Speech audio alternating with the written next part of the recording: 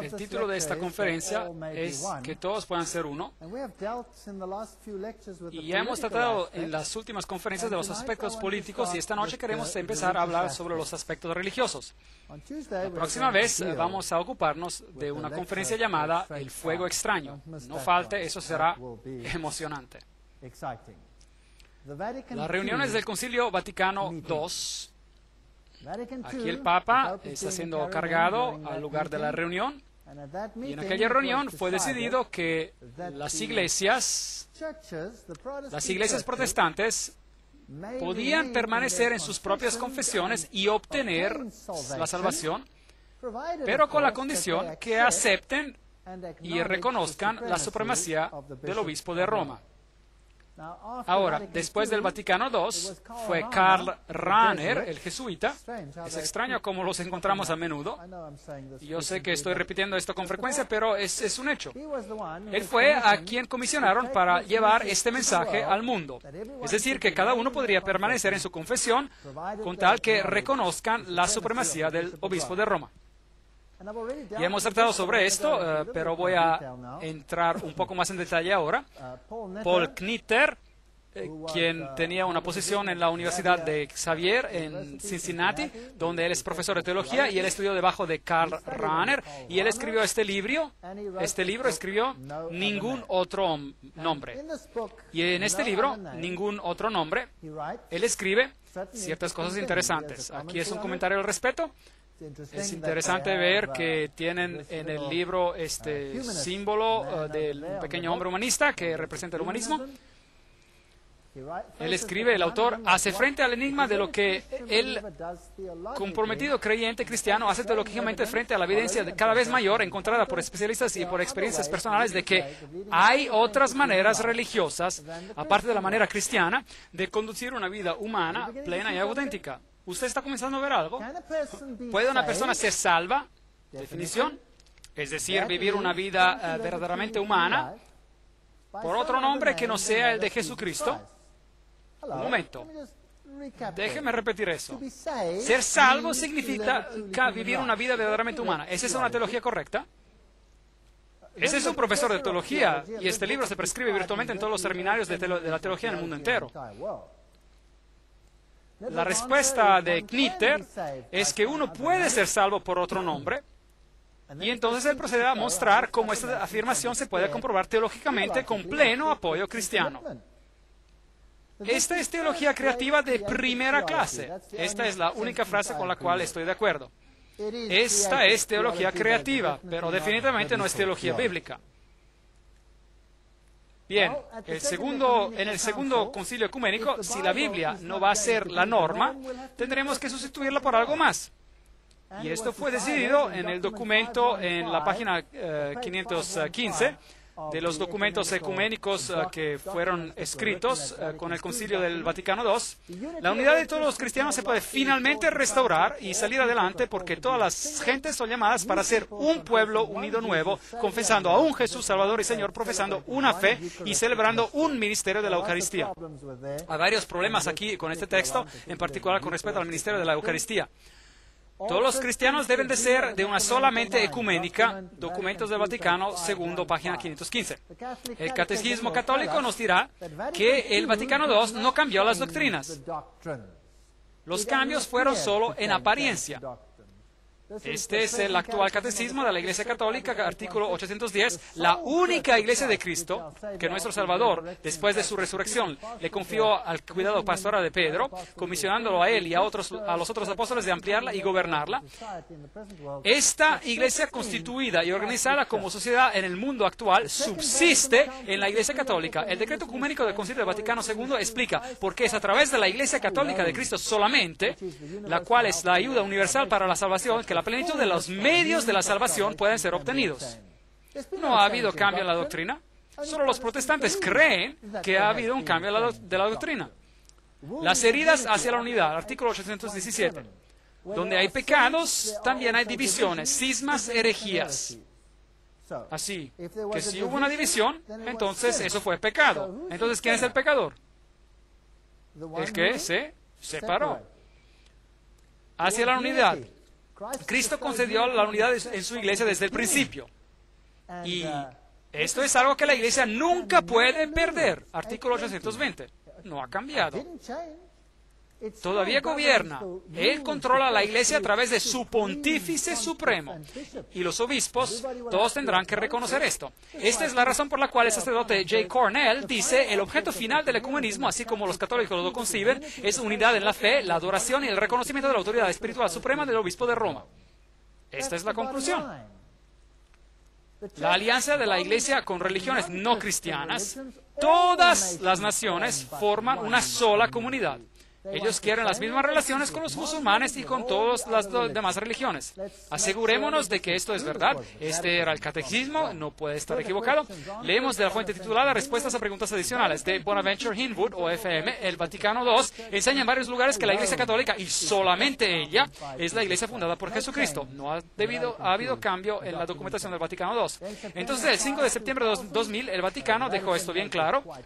Las iglesias examinaron las declaraciones del Vaticano en un documento de 36 páginas, diciendo en las declaraciones que otras comunidades de los cristianos, tales como los anglicanos y otros protestantes, no son iglesias en el sentido propiamente dicho. El canon David Oliver, ministro de St. Thomas, iglesias anglicanas, respondió diciendo: oh, bueno, está bien. Las otras iglesias no son hermanas nuestras, insiste el Vaticano. Y recuerde que Ratzinger debe quedar siempre en claro que la única iglesia universal y santa, católica y apostólica no es la hermana, pero es la madre de todas las iglesias. Esta es la declaración más reciente, la declaración definitiva de las fuentes más altas del Vaticano. El Vaticano II no cambió nada. Estos son algunos de los comentarios de las otras iglesias, las iglesias que han quedado asombradas por el ataque del Papa. Las iglesias protestantes expresan su decepción, etcétera, etcétera, pero nada cambió. Ellas aún se mantuvieron en el movimiento ecuménico. El periódico Washington Post dice: una nueva sentencia del Vaticano publicada hoy declara que los individuos pueden lograr la salvación completa del pecado terrenal solamente por medio de la gracia espiritual de la Iglesia Católica. Ahí está. Y que otras profesiones de fe, incluyendo las cristianas protestantes, tienen defectos que colocan a sus seguidores que buscan la salvación en una situación de grave deficiencia. Y esto incluye a los musulmanes, hindúes, judíos y cada uno. Ellos tienen que aceptar el catolicismo como su líder. Esto es lo que enseña el Vaticano. Ahora, ¿cómo usted puede hacer esto si la Biblia tan claramente condena al catolicismo? Bien, el Vaticano II y el domingo, otra vez leamos los documentos del Vaticano II. Todo esfuerzo que busca hacer del domingo, el día genuino de alegría y de descanso y ausencia de trabajo, se debe de animar. Debemos de celebrar el misterio pascual, debe de ser el día de la celebración primordial. Debe haber libertad para no trabajar. No tendría precedencia sobre el domingo, todas las celebraciones son importantes. Entonces dice que la manifestación suprema de esto es la asamblea del domingo. Así otra vez, el Vaticano II reiteró que el domingo es el día que debía ser guardado. Y lo llaman el Día del Señor. Y en el Catecismo, en el artículo 2174, admiten que todos nosotros nos reunimos en el Día del Sol, porque es el primer día de la semana después del sábado judío. Pero no existe tal cosa como un sábado judío. El sábado fue instituido en el Edén mucho antes de que existiera un judío. Ahora, el domingo, en la Pascua de Cristo, día que satisface la verdad espiritual del sábado judío y anuncia el descanso eterno del hombre en Dios. Y esta creencia origina de la tradición. Todo esto se encuentra en su catecismo y yo no voy a entrar en los detalles. Ahora, si usted no va a poner a la Biblia como el centro, entonces será mejor que usted les dé algo más a la gente. Celebraciones musicales, eso está en la página 83, documentos del Vaticano, para que los fieles puedan participar de manera más activa y con más voluntad. Está bien que el formato de la celebración y el grado de participación sea más variado, lo más variado posible. La liturgia. Ahora, la liturgia es todo lo que sucede en la iglesia excepto el sermón. La liturgia aumenta maravillosamente el poder de la iglesia de predicar a Cristo. Ahora, pongamos más énfasis en la liturgia y menos énfasis ¿en qué? En la predicación.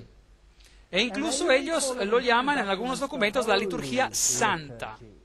Un emblema que se levanta entre las naciones para reunir a los hijos que están perdidos hasta que haya un solo rebaño y un solo pastor. Y por supuesto, este tiene que ser el Papa.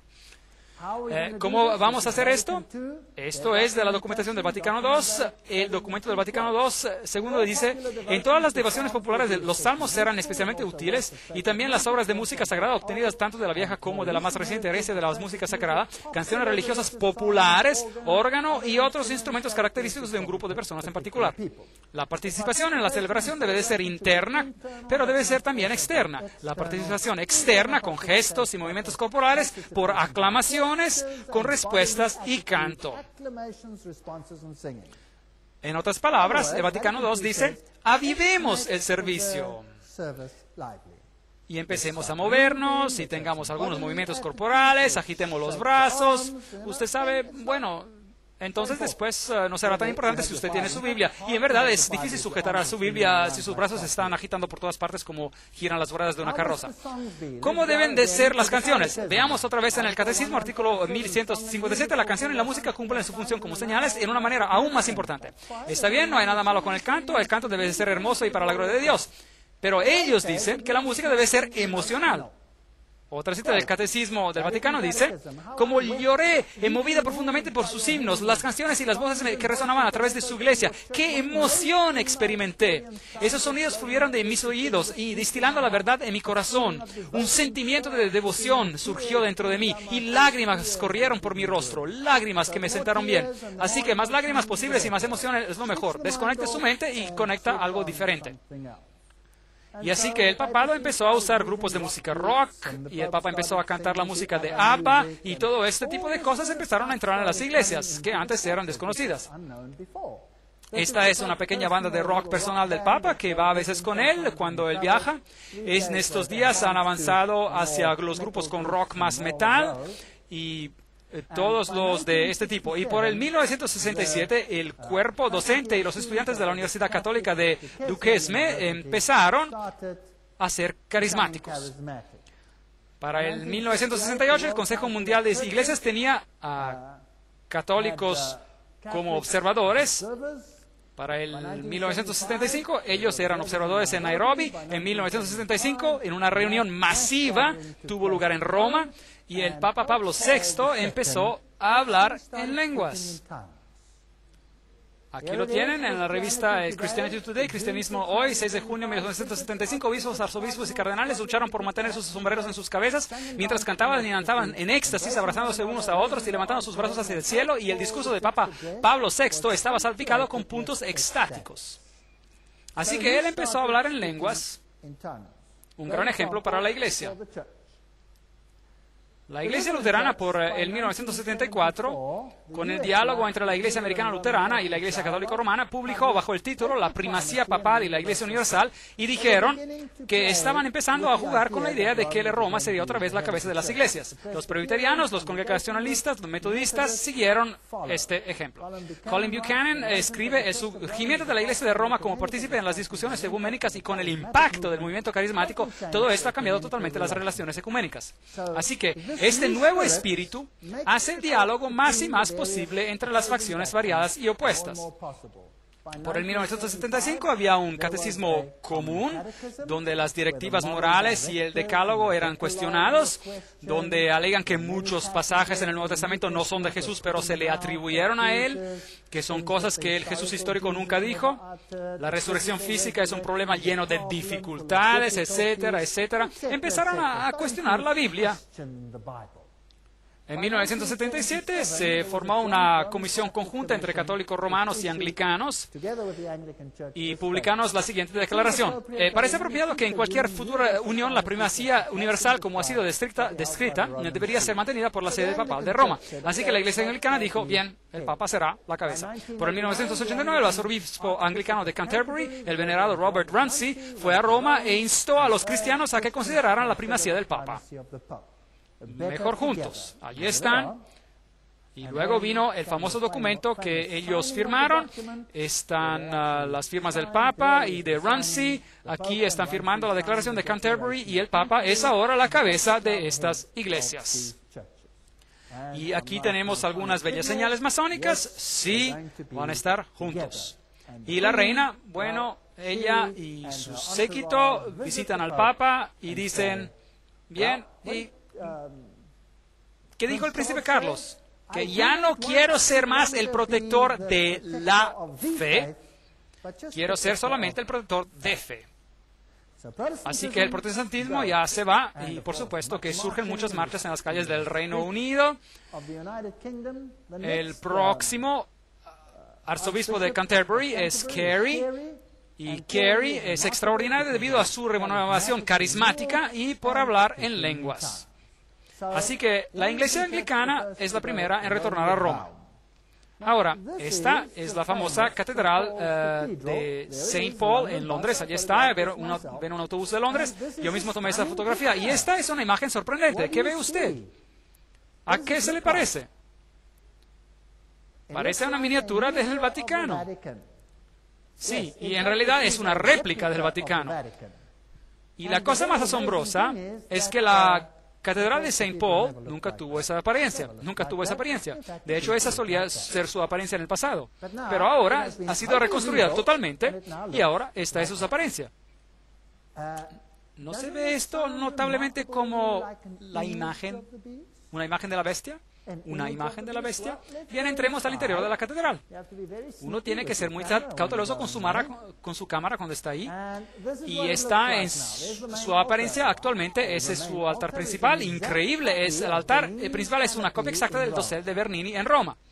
Eso quiere decir que la iglesia protestante aquí ha copiado a Roma. Muy interesante. Observen los cuadrados negros y blancos. Tienen cúpidos y con otros seres angelicales masculinos, femeninos, etcétera.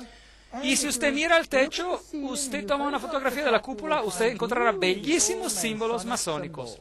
Esta es masonería. Esta ya no es la iglesia anglicana. Así que la iglesia anglicana ha capitulado y ha pasado a formar parte de la masonería. Y por lo tanto, podríamos decir, se ha convertido en luciferiana. Triste, pero verdad. Bien, en el frente del altar principal, ahí usted tiene los típicos símbolos solares. Mirando desde lo alto está como la enseñada de una bruja. Ha sido reestructurada. Esto es ocultismo. De hecho, tiene el pentagrama negro y blanco en el piso. Y en el piso tiene el símbolo de la serpiente con la cola en la boca representando el sol y la luna. Y a propósito, esos son mis zapatos. Están bonitos y limpios. Y las deidades solares en el piso.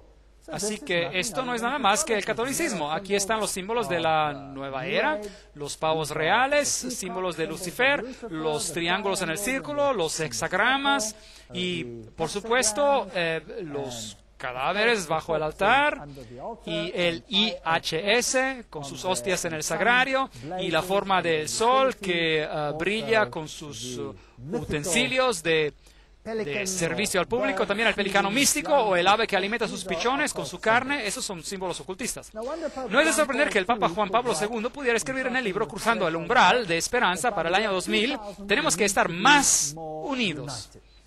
Para que la unidad se logre, todas las iglesias deben de aceptar la autoridad del papal. El Papa dijo esto en el 1995. Esta es la condición para lograr unión. Ahora, ¿por qué la Reforma se desunió de Roma?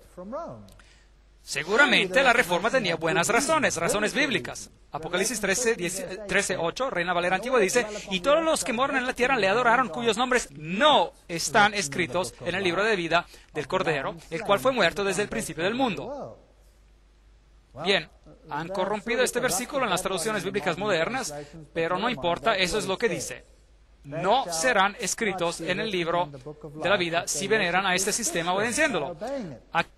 Aquí tienen a Dom zu Berlin. Esta es la madre iglesia luterana, por así decirlo, en Alemania.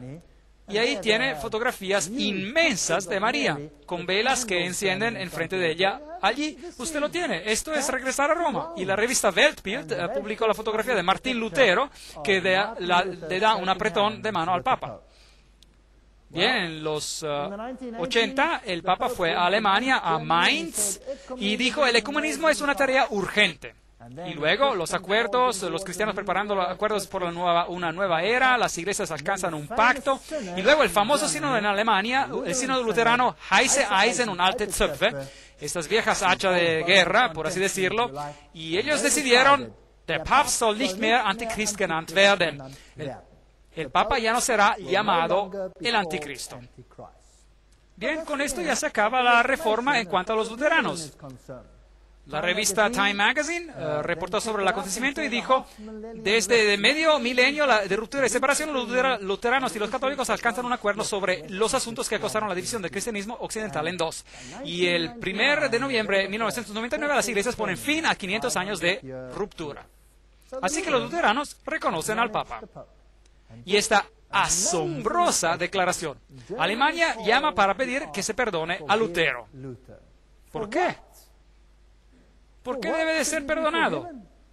Y la iglesia calvinista, ellos dijeron, tenemos que tener más respeto para los iconos y los objetos. Así no podemos estar juntos de esta manera. El líder luterano dice que el Papa podría ser portavoz mundial para todos los cristianos. Publicado en el boletín Friday Church News Notes del 6 de julio 2001. Lo siguiente, Ishmael Noko, secretario general de la Asociación Luterana Mundial, dijo en marzo que los luteranos pueden indudablemente mirar al Papa como uno de los líderes espirituales del mundo entero hoy. Y siguió diciendo que el movimiento ecuménico exige que los cristianos investiguen la posibilidad de que el Papa se convierta en el portavoz mundial para todos los cristianos. Así que los anglicanos capitulan, los luteranos capitulan. Los presbiterianos capitulan, los metodistas capitulan. Todos capitulan. En Alemania usted tiene ahora iglesias como esta que encuentro interesantes. Allí hay un lado católico y ahí hay un lado protestante.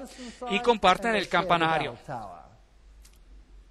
Y desde el año 2000, los Knights of Columbus, es decir, los Caballeros de Colón, una orden secreta controlada, por supuesto, de los jesuitas, empezaron a enviar iconos de Nuestra Señora de Guadalupe a todas las iglesias en el mundo entero. El nacimiento de la Virgen bendita es maravilloso, dijo Gino Mazzotti, el gran caballero de los Caballeros de Colón, concilio 11-608 en la Catedral de la Sangre Preciosa. Y él espera que todo el mundo se incline al icono. Luego vino la Declaración Conjunta de Luteranos y Católicos, donde hablaron de la doctrina de la justificación, un documento brillantemente escrito, el cual totalmente mina el principio protestante. Bien, si la Biblia ya no es el centro, es mejor que usted avive el todo para que las personas no lean la Biblia tanto. Theologen wollen lebendiger werden. Los teólogos quieren ponerse más avivados, más entusiastas. Ahora vamos a la iglesia para tener un poco, usted sabe, de liturgia, con un poco de movimiento. No sé, usted sabe, si usted mueve mucho sus brazos, tal vez puede apagar el aire acondicionado. No le entiendo el propósito, pero bueno, las iglesias se están uniendo.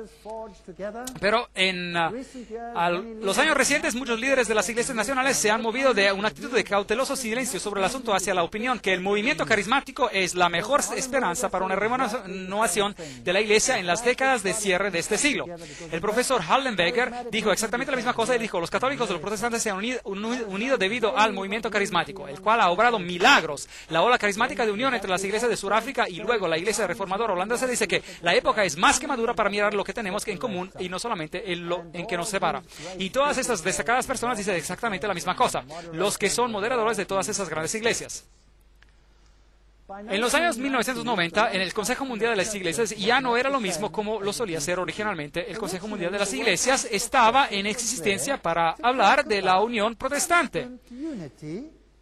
Pero por supuesto tenía un programa, una agenda oculta de ser conducido hacia Roma. ¿Por qué Roma no es un miembro del movimiento ecuménico? ¿Por qué no? Porque nunca se separó. Es la madre. Son las hijas que deben juntarse para regresar a mamá. Y esto es lo que tiene que ocurrir. Si Roma se hiciera un miembro del movimiento ecuménico, eso diría que ella es una de las hermanas. Pero ella no lo es la madre. Así que no puede ser miembro. Y en el Consejo Mundial de las Iglesias dijeron aquí, ven Espíritu Santo, renueva la entera creación. Este fue el tema general. Ahora, la dama que estaba a cargo del discurso principal al inicio era la señora Chung Kyung, y aquí la vemos quemando una lista de muertos a los cuales invocó. Bien, ella dio el discurso y ella es ahora catedrática en la Universidad UTS, y ella subió a la plataforma bailando con hombres aborígenes en taparrabas, etc. Y entonces luego invocó a los muertos. Invocó a Hagar, Uría, a los bebés varones matados por Herodes, a Juana de Arco, a la gente que mataron en las cámaras de gas, a Mahatma Gandhi, a Steve Biko, a Martin Luther King, y finalmente también invocó al Espíritu de nuestro Libertador Jesucristo. Muy bien. Y entonces luego quemó la lista como a un símbolo. Ahora miremos lo que sucedió aquí. Combinando fuegos de artificios verbales con una interpretación por bailarines coreanos originarios, Chung dio una evocación dramática de un Espíritu Santo femenino y lo relacionó con Agar, explotada y abandonada por Abraham y Sara. También sé que ya no creo más en un Dios omnipotente, macho y guerrero, que rescata a los buenos y que castiga a todos los malos. 18 veces, Chung convocó a los espíritus de los muertos que han sufrido las injusticias y alegó que sin escuchar los gritos de esos espíritus no podemos escuchar la voz del Espíritu Santo. No moleste al Espíritu Santo llamándola constantemente. Chung añadió, y espero que la presencia aquí con nosotros de todos nuestros antepasados en forma de espíritus no lo harán sentir incómodo. Bueno, ¿es esto bíblico? ¿Sí o no? Definitivamente no. Pero ella es pastor de la iglesia protestante más grande en Corea. Y es ahora también catedrática en la Universidad de UTS. Chung Hyun-kung es egresada del seminario Union Theological Seminary, del cual ya les he hablado que es masónico. Y Chung era profesora en la Universidad Femenina de Ewha de Corea, la universidad más grande para mujeres en el mundo, con 20.000 estudiantes. Y ella dijo, las 3 diosas a quienes quiero compartir con ustedes son Kali, diosa hindú, Kwan, una diosa budista, y Ena, diosa filipina. Mi nueva Trinidad. Interesante. Y ella añade, la iglesia cristiana ha sido muy patriarcal y es por eso que estamos aquí reunidos para destruir esa idolatría patriarcal del cristianismo. Bueno, así que ella fue la oradora principal en las reuniones del Consejo Mundial de las Iglesias. Y explica, yo provengo de una tradición shamanista, budista, confucionista y taoísta y cristiana. Y cuando miro nuestra historia de la religión, tenemos más que 5.000 años de shamanismo. Más de 2.000 años de taoísmo y casi 2.000 años de budismo, 700 años de confucianismo y solamente 100 años de protestantismo en Corea. Por lo tanto, cuando voy a los templos, yo miro a Buda y me siento tan joven. Buda se murió en sus 80 y Jesús se murió cuando tenía 33 años. A lo mejor, Jesús tendría que ser considerado demasiado joven para comprender. Increíble. Siento que mis entrañas son shamanistas, mi corazón es budista, mi cerebro del lado derecho es confucianista y mi cerebro izquierdo es cristiano. Kyung continuó, yo la llamo una familia de dioses y ellos están juntos. Así que pueden ver hacia dónde se dirige el Consejo Mundial de las Iglesias.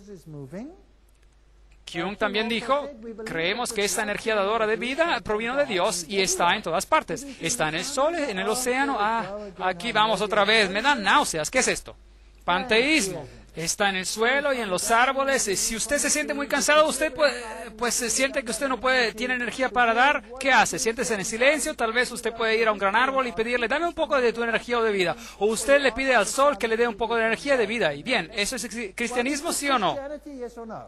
No, ese absolutamente no es cristianismo. Qian fue también una oradora en el Consejo Mundial de las Iglesias en Harare, Zimbabue, en el noviembre de 1998, donde llevó a cabo un baile sensual. La doctora Kyung declaró que dar testimonio sobre Jesucristo a otra persona es, en realidad, un acto de violencia. Ahora lleguemos al corazón del asunto.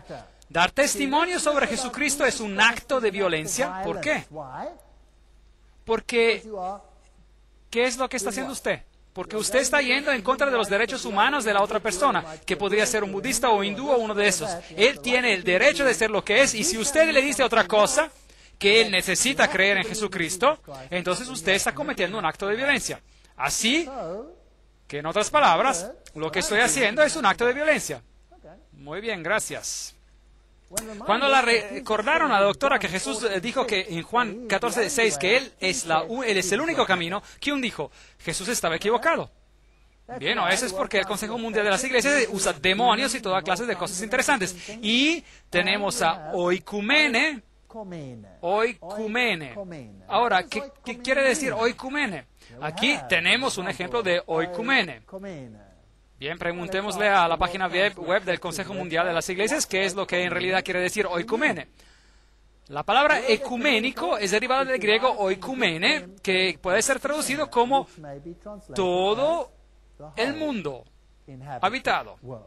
Es viendo a este mundo como de Dios que nos podemos ver a nosotros mismos como uno. Es en ver a todas las personas de este mundo como hechas a la imagen de Dios que somos llamados a proteger el bienestar de cada uno. Interesante. Recuerden que les he mostrado que Gary K. dijo que la religión babilónica antigua, a través del cabalismo, etcétera, después a través de la masonería, controla el marxismo, las sociedades políticas secretas estadounidenses, el sector bancario internacional y el Consejo Mundial de las Iglesias. ¿Usted piensa que él habrá tenido razón, viendo lo que ellos enseñan? Jesús estaba equivocado, era demasiado joven para comprender, tenemos adoración a la naturaleza y todas estas cosas. Eso definitivamente no es bíblico. ¿Qué dijo Alice A. Bailey, la fundadora de la Fundación de Lucifer en 1919? Ella predijo la aparición de una iglesia universal y el perfil definitivo de esa iglesia aparecería acerca del final del siglo. No habrá disociación entre la Iglesia Universal, la logia sagrada de todos los verdaderos masones. ¿Pueden ver? ¿Ven cómo lo están unificando? Y los grupos interiores de las sociedades esotéricas tampoco. De este modo, los objetivos y la obra de las Naciones Unidas serán solidificados y una nueva Iglesia de Dios, liderada por todas las religiones y por todos los grupos espirituales, pondrá fin a la gran herejía del separatismo. Bien, esto requiere una conferencia completa. Esas son cosas muy fuertes. Por eso se dará una conferencia sobre este tema más adelante llamada la ONU y el programa La Agenda Ocultista. Encuentran el asuncio en sus boletines. Eso es muy fuerte. Habrá sobre las iglesias, las logias sagradas, de hecho, y las sociedades esotéricas al final del siglo trabajarán juntas para lograr esta nueva religión mundial. Ahora, como un cristiano que cree que Jesús es el único camino, ¿puedo unirme a este grupo, sí o no? No. Ustedes son muy categóricos en sus respuestas. Es muy extraño. Norman Vincent Peale. Bueno, ¿quién es Norman Vincent Peale? Probablemente uno de los predicadores más grandes de nuestro tiempo. Es un masón de grado 33. La masonería siempre le ha abierto las puertas a hombres de todas las profesiones de fe y creencias religiosas a entrar en su círculo. El único requisito es que un hombre crea en el arquitecto supremo y en la inmortalidad del alma. Nada de lo cual es, por supuesto, bíblico. Los masones, a decir verdad, van más allá del sectarianismo angosto y del dogma restrictivo. Están de acuerdo con la declaración del estadista famoso y autor Edmund Burke. La sustancia de toda religión verdadera consiste en estar seguro de la obediencia a la voluntad del soberano del mundo, en una confianza en sus declaraciones y en la imitación de su perfección. Esto es lo que dijo Norman Vincent Peale, quien era un masón del grado 33. Como lo son también el obispo Carl J. Sanders, 33 grados, de la Iglesia Metodista Unida, el rabino Seymour Atlas, el doctor James Westbury, director ejecutivo y editor del periódico El Domingo Iglesia Bautista en Georgia, es un masón de 32 grados, el reverendo Louis Grant, encargado del distrito de la Iglesia Unida Metodista, que es un masón de 33 grados, el reverendo, etcétera, etcétera, etcétera, y la lista es interminable. Bien, Norman Vincent Peale dijo, he encontrado que el rito escocés y la logia simbólica no se adhieren a la creencia de ninguna religión, pero respetan todas las religiones más importantes del mundo. Y Billy Graham dice que Norman Vincent Peale es su gran mentor. Interesante. Tiene un masón de 33 grados como su mentor consejero. Billy Graham es el evangelista cristiano más popular del mundo. Era enumerado en sitios web como un masón de 33 grados y todos ellos, después de mucha crítica, lo sacaron de todas esas listas. El mismo señor Shaw, que era un masón de 33 grados, reveló que Billy Graham estaba presente a su ceremonia de iniciación, pero en su libro, La Decepción, él habla de un evangelista prominente que presenció la ceremonia para que pudiera publicar su libro. Omite el nombre. Norman Vincent Peale es definitivamente un framasón de 33 grados, ex gran capellán de la Gran Logia de Nueva York, y este es la persona que Billy Graham se refiere como a su mentor. Robert Schuller, masón de 33 grados, esos son los sitios de la página web donde usted puede verificar esto, los ve ahí abajo. Pero, por supuesto, hay muchos escritos que confirman esto, así que esta no es la única fuente, solo estoy citando esta de las fuentes. Oral Roberts, Jesse Jackson y la mayoría de los primeros fundadores mormones, ya sabemos esto, y de los testigos de Jehová, y ya sabemos de esto también.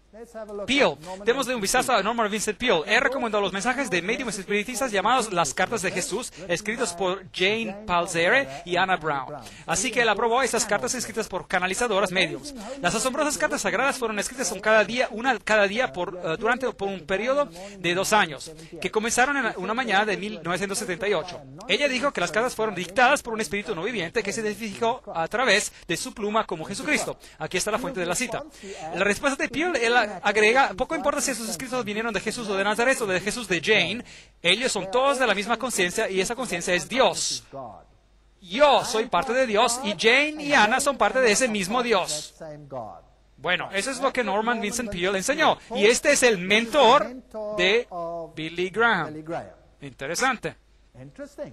Refiriéndose al ocultista Kreskin, todo lo que él hace, dice Norman Vincent Peale, es dramatizar todo lo que yo he estado predicando en mis escritos por años. Otro libro, Los muertos están vivos. Ellos pueden y de hecho se comunican con usted.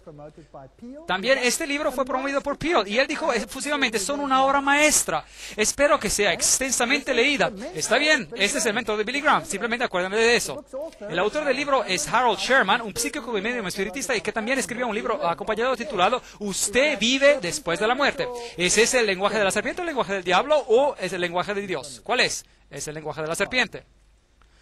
El Papa Juan Pablo II visitó la sinagoga judía en 1986 y en el 87 en la visita de los Estados Unidos y tiene encuentros con protestantes y ortodoxos y en el 88-89 Rusia abre las puertas al movimiento carismático y por lo tanto todos se están unificando en una familia grande y feliz. En los escritos del periódico católico The Southern Cross, la Cruz del Sur, él escribió, el rabino principal de Israel le hace la visita al Papa. En esa foto, el patriarca de la Iglesia Ortodoxa y el Papa también se encuentran con bastantes señales masónicas que se ven. Israel invita al Papa a visitar la Tierra Santa y el Papa honra a la viuda de Schindler.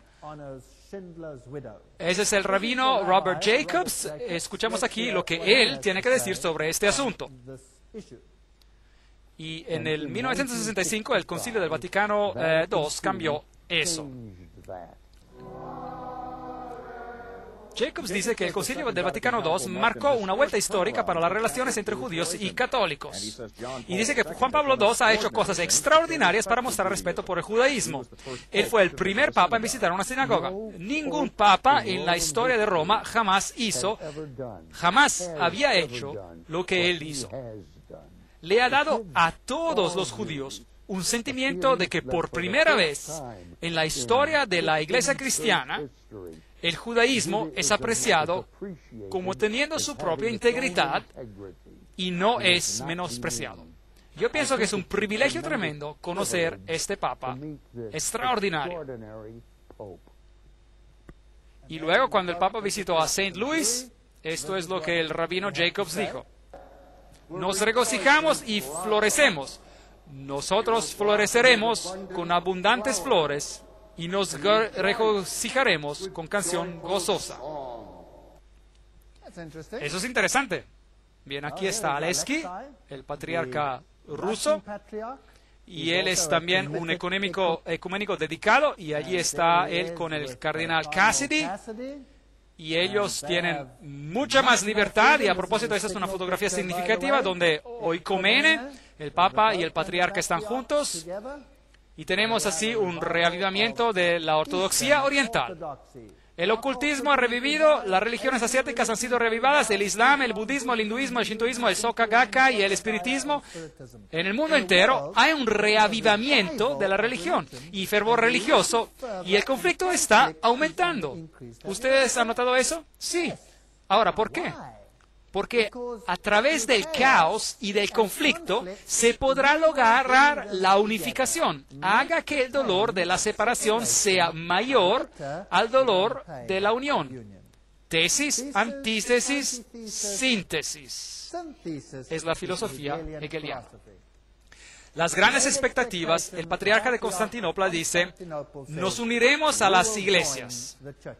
Entonces, la inauguración del Centro Cultural Islámico en Roma, con 3 obispos católicos presentes, el Papa Juan Pablo II lo recibe, el Islam y el catolicismo.